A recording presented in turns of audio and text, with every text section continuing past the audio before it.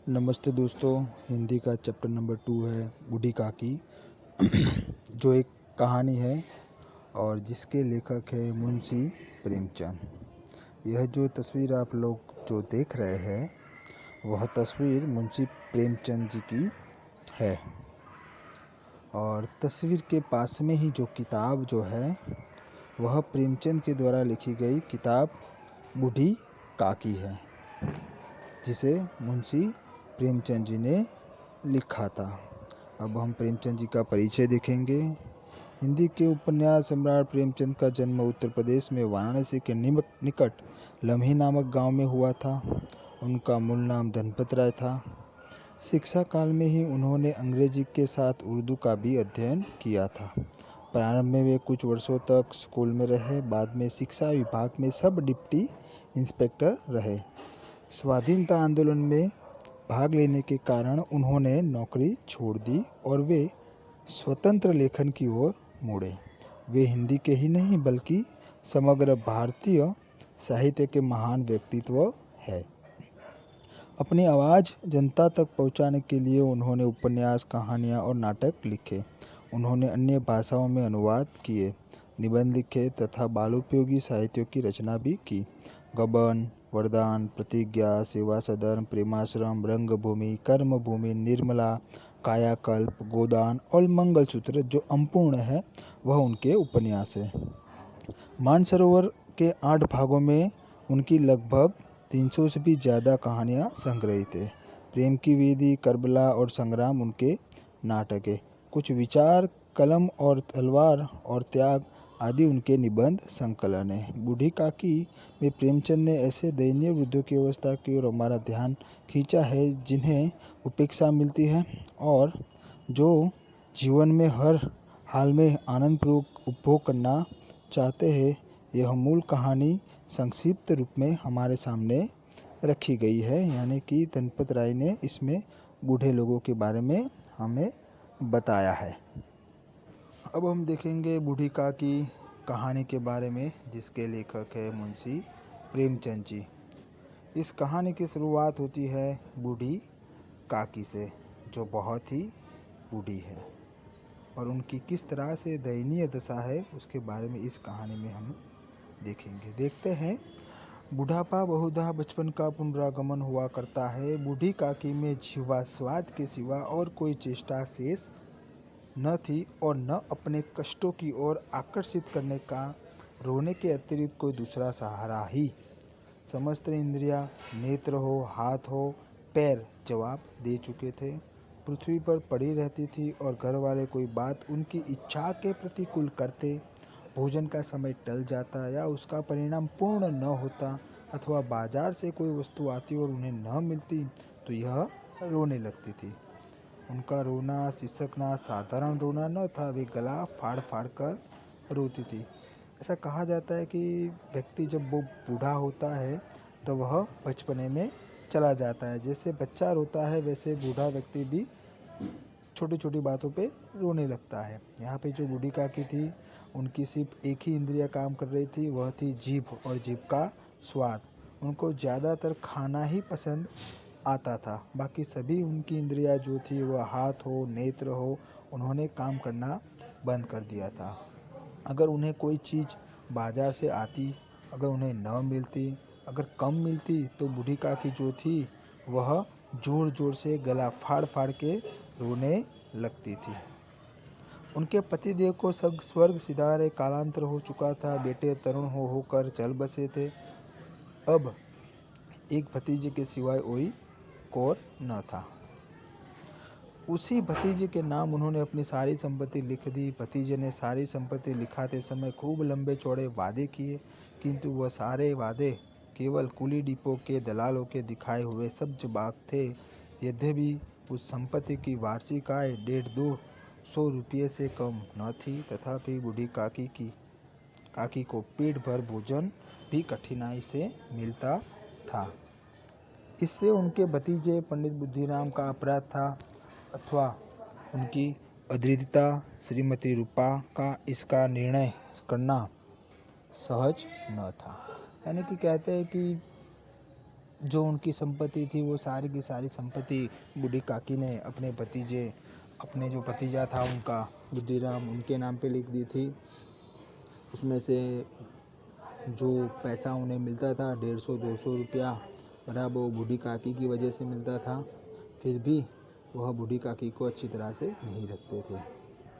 उनके पतिदेव को अगर देखा जाए कि उनके जो पतिदेव थे यानी बूढ़ी काकी के जो पति थे वो मर गए थे, उनके जो बच्चे थे वो भी बड़े होकर मर गए। एकमात्र भतीजा था जो उसका नाम था बुद्धिराम, उनके नाम पर वो अपनी सारी जायदाद कर देती है। उनका भतीजा बूढ़ी काकी को लालच देते हुए सारी जायदाद लिखवा लेता है और उनको ऐसा करता है कि भी हम तुम्हें बहुत ही अच्छी तरह से रखेंगे, तुम्हारा ध्यान रखेंगे, तुम्हें खाना पीना देंगे। लेकिन ऐसा कुछ भी नहीं होता है। यहाँ पे एक शब्द दिया गया है कूली डेपो के सब जुबाग दिखाना यानी कि झूठे वायदे, झूठे सपने दिखाना। उन्होंने यानी कि बुद्धिराम ने सिर्फ और सिर्फ बूढ़ी काकी को सब जुबाग यानी कि झूठे सपने ही दिखाए थे कि अगर तुम्हारी जायदाद तुम मेरे नाम पे कर देती हो तो उसमें से जो भी पैसा आएगा उस पैसों में से हम तुम्हारी सेवा करेंगे, तुम्हें खाना खिलाएंगे, तुम्हें अच्छी तरह से रखेंगे, तुम्हारी देखभाल करेंगे। लेकिन ऐसा कुछ भी न हुआ था। आगे देखते हैं। बुद्धिराम स्वभाव से सज्जन थे, किंतु उसी समय तक जब तक कि उनके कोष पर कोई आँच न आए। रूपा स्वभाव से तीव्र थी, सही पर ईश्वर से डरती थी, अतएव बूढ़ी काकी को उसका तीव्रता उतनी ही न खुलती थी जितनी बुद्धिराम की भलम सहता। यानी कहा जाता है कि रूपा जो थी वह उतनी क्रोधित कभी भी नहीं होती थी। वह कभी कभी बुद्धिराम की बातों में आ जाया करती थी, बुद्धिराम जो कहता था वही करती थी। बुद्धिराम भी सज्जन थे, लेकिन कभी कभी उनको भी ऐसा होता था कि जो भी मिला उसे ले लेते हैं, आगे देना ही नहीं है। अतएव बूढ़ी काकी को उसकी तीव्रता उतनी न खलती थी जितनी बुद्धिराम की भल मन साहता। यानी कि यहाँ पे दो पात्र मुख्य है, एक पात्र है बुद्धिराम और दूसरा है रूपा। रूपा जो है वह बुद्धिराम की पत्नी है। जो बूढ़ी काकी का जो भतीजा है बराबर, उसकी पत्नी है रूपा। रूपा जो है वो बूढ़ी काकी का ध्यान भी रखती थी और कभी कभी ऐसा भी होता था कि ध्यान नहीं भी रखती थी। अभी बूढ़े जो होते हैं उनका एक स्वभाव होता है कि अगर उनके ऊपर ध्यान न दिया जाए, अगर कोई उनके ऊपर ध्यान नहीं देता है, अगर उनको खाना समय पर नहीं मिलता है बराबर, तो वो कभी कभी चिल्ला के गला फाड़ कर रोने भी लगती थी। यानी बुढ़ापे में जो बूढ़े लोग हैं उनका साथ देना चाहिए, उनको अच्छी तरह से रखना चाहिए। लेकिन बुद्धिराम और रूपा ने बूढ़ी काकी के साथ ऐसा व्यवहार किया था जैसा कोई किसी के साथ भी करता नहीं है। अभी आगे हम लोग देखेंगे कि यहाँ पे जो बूढ़ी काकी है बराबर, वो बूढ़ी काकी ही सब कुछ थी। संपत्ति भी उनकी थी, पैसा भी उनका था, सब कुछ उनका था। उसके बावजूद ऐसा कहा जाता है कि बूढ़ी काकी को कुछ भी नहीं मिलता था। आगे देखें। बुद्धिराम को कभी कभी अपने अत्याचार का खेद होता था। विचारते कि इसी संपत्ति के कारण मैं इस समय बलमानुस बन बैठा हूँ। यदि मौखिक आश्वासन और सुखी सहानुभूति में स्थिति में सुधार हो सकता है, उन्हें कदाचित कोई आपत्ति न होगी, परंतु विशेष व्यय का भय उनकी सचेष्टा को दबाए रखता था। यहाँ तक कि यदि द्वार पर कोई भला आदमी बैठा होता और बूढ़ी काकी उस समय अपना राग आलपने लगती तो वह आग हो जाते और घर में आकर उन्हें जोर से डांटते। लड़कों को बूढ़ों से स्वाभाविक विद्वेष होता ही है, और फिर जब माता पिता का यह रंग देखते तो वे बूढ़ी काकी को और सताया करते। कोई चुटकी काटकर भागता, कोई उन पर पानी की कुल्ली कर देता। काकी चीख मारकर रोती, परंतु यह बात प्रसिद्ध थी कि वह केवल खाने के लिए ही रोती थी, अतएव उनके संताप और आर्तनाद पर कोई ध्यान नहीं देता था। हाँ, काकी को क्रोधातुर होकर बच्चों को गालियाँ देने लगती तो रूपा घटनास्थल पर आ पहुंचती। इस भय से काकी अपनी जीवा कृपाण का कदाचित ही प्रयोग करती थी। यद्यपि उपद्रव शांति का यह उपाय रोने से कहीं अधिक उपयुक्त था। कभी कभी देखते हैं कि अगर बुद्धिराम को ऐसा होता था कि आज मैं जिस हालत में हूँ, मैं एक अच्छा इंसान हूँ, मेरे पास संपत्ति है, पैसे है, वो सभी मेरी चाची की वजह से ही है। अगर मेरी चाची की संपत्ति मेरे नाम पर न होती तो मुझे कुछ भी न मिलता था।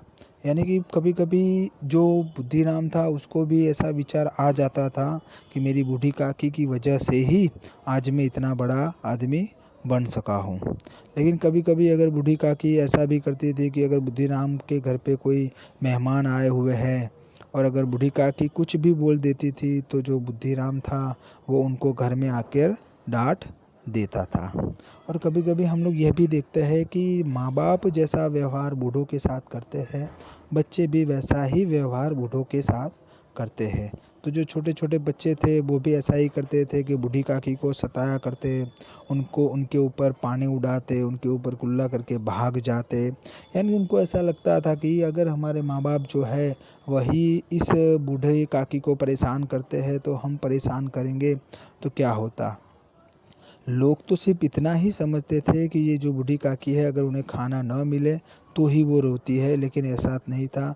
कभी कभी उन्हें बच्चे परेशान करते थे, इस वजह से भी वह रोती थी। लेकिन अगर रूपा आ जाती तो रूपा के भय से फिर वह रोना बंद कर देती थी। संपूर्ण परिवार में यदि काकी से किसी को अनुराग था तो वह बुद्धिराम की छोटी लड़की लाडली थी। लाडली अपने दोनों भाइयों के भय से अपने हिस्से की मिठाई चबेना बूढ़ी काकी के पास बैठकर खाया करती थी। यही उसका रक्षागार था। और यद्यपि काकी की शरण उनकी लालुपता के कारण बहुत महंगी पड़ती थी, तथापि भाइयों के अन्याय से कहीं सुलभ थी। इसी स्वार्थानुकूलता ने उन दोनों में सहानुभूति का आरोपण कर दिया था। अभी यहाँ पे एक पात्र है जिसका नाम है लाडली। हमने दो पात्र देखे, बुद्धिराम रूपा, और बुद्धिराम और रूपा की जो सबसे छोटी लड़की है उनका नाम है लाडली। अगर काकी को सबसे ज़्यादा अनुराग, सबसे ज़्यादा अगर किसी से प्यार था तो वह थी बुद्धिराम की छोटी लड़की लाडली। और लाडली के जो दो भाई थे बराबर, वो भी कभी कभी ऐसा होता था कि बच्चे कभी कभी लालुपता यानी कि लालच की वजह से भी कभी कभी किसी के साथ ज़्यादा प्यार बांटते हैं। यहाँ पर भी ऐसा ही था कि अगर लाडली को कोई चीज़ मिलती तो उनके लाडली के जो दो भाई थे वो उन्हें ले लेते थे। तो इसी वजह से लाडली जो थी वो बूढ़ी काकी के पास जाकर बैठती थी। हाँ, थोड़ा सा खाना, थोड़ा सा चबेना बूढ़ी काकी को भी देना पड़ता था, लेकिन भाइयों को देने से तो ज़्यादा अच्छा था कि वह बूढ़ी काकी को ही खिला देती थी। यानी अगर सबसे ज़्यादा प्यार किसी को था बूढ़ी काकी से तो वो मात्र और मात्र लाडली को ही था। रात का समय था। बुद्धिराम के द्वार पर शहनाई बज रही थी और गांव के बच्चों का झुंड विस्मयपूर्ण नेत्रों से गाने का रसास्वादन कर रहा था। चारपाई पर मेहमान विश्राम करते हुए नाइयों से मुक्कियाँ लगवा रहे थे। समीप ही खड़ा हुआ भाट बिरदावली सुन रहा था और कुछ भावाग्न मेहमानों की वाहवाह पर ऐसा खुश हो रहा था मानो इस वाहवाह का यथार्थ वही अधिकारी है। दो एक अंग्रेजी पढ़े हुए नवयुवक इन व्यवहारों से उदासीन थे। वे इन गंवार मंडली में बोलना अथवा सम्मिलित होना अपनी प्रतिष्ठा के प्रतिकूल समझते थे। यहाँ पे एक प्रसंग है, एक जो बुद्धिराम है उनका जो एक लड़का है मुखराम, उसका तिलक आया हुआ है। यानी कि उसकी जो शादी की जो शहनाई जिसे हम लोग कह सकते हैं वह शहनाई बजने वाली है। घर में बहुत सारे मेहमान आए हुए हैं, बहुत सारा खाना अच्छा अच्छा बनाया जा रहा है। और हम लोग देख सकते हैं कि अगर बच्चे का तिलक आया हो तो जिस तरह से हमारे समाज में रिवाज होते हैं अलग अलग, उसी तरह से हम लोग बहुत सारे लोगों को आमंत्रित करते हैं। तो यहाँ पे जो बुद्धिराम है उन्होंने भी बहुत सारे मेहमानों को आमंत्रित किया है। आज बुद्धिराम के बड़े लड़के मुखराम का तिलक आया है। यह उसी का उत्सव है। घर के भीतर स्त्रियां गा रही थी और रूपा मेहमानों के लिए भोजन के प्रबंध में व्यस्त थी। यानी कि आज बुद्धिराम का जो लड़का है उसका तिलक आया हुआ है। घर में एक बड़ा उत्सव है और घर के भीतर बहुत सारी स्त्रियां हैं जो गाना गा रही है, और जो रूपा जो है वह मेहमानों के खाने के प्रबंध में व्यस्त है, यानी कि खाने पीने की सभी जवाबदारी जो है वह रूपा की है। भट्ठियों पर कड़ाहे चढ़ रहे थे, एक में पुड़िया कचौड़ियाँ निकल रही थी, दूसरों में अन्य पकवान बनते थे। भट्ठियाँ है, भट्ठियों के ऊपर कड़ाहे है, उनमें पकवान बन रहे हैं। एक कड़ाहे में पुड़िया बन रही है, दूसरे कड़ाहे में कचौड़ियाँ बन रही है और बाकी पकवान भी बन रहे हैं। एक बड़े हंडे में मसालेदार तरकारी पक रही थी। घी और मसालों की सुधावर्तक सुगंध चारों ओर फैली हुई थी। एक कड़ा है उसमें मसालेदार एक तरकारी पक रही है और उसके अंदर जो घी और मसाले डाले हुए हैं बराबर उसकी सुगंध जो है वो चारों तरफ फैल रही है। सुधावर्तक यानी भूख को जगाने वाली। इन सुगंध की वजह से जो इंसान भूखा नहीं है, जिसको भूख नहीं भी लगी है, वो भी ज़्यादा भूखा हो जाता है। क्योंकि देखते हैं हम कि तिलक आया हुआ है, बहुत सारे मेहमान, अगर ऐसा घर में उत्सव होता है तो हम लोग देखते ही है कि ज़्यादा से ज़्यादा पकवान हम लोग बनाते हैं। तो यहाँ पर भी ऐसा ही है। बुद्धिराम के लड़के का तिलक आया हुआ है और बहुत सारे पकवान बनाए जा रहे हैं। उसमें देखे तो पुड़िया है, कचौड़ियाँ है, सुगंधीदार मसाले से मस्त सब्ज़ी बन रही है और इसकी वजह से इसके अंदर जो घी डाला हुआ है, जो मसाले डाले हुए हैं, उसकी जो सुगंध जो है वो सुधा यानी कि भूख को और भी बढ़ा रही है।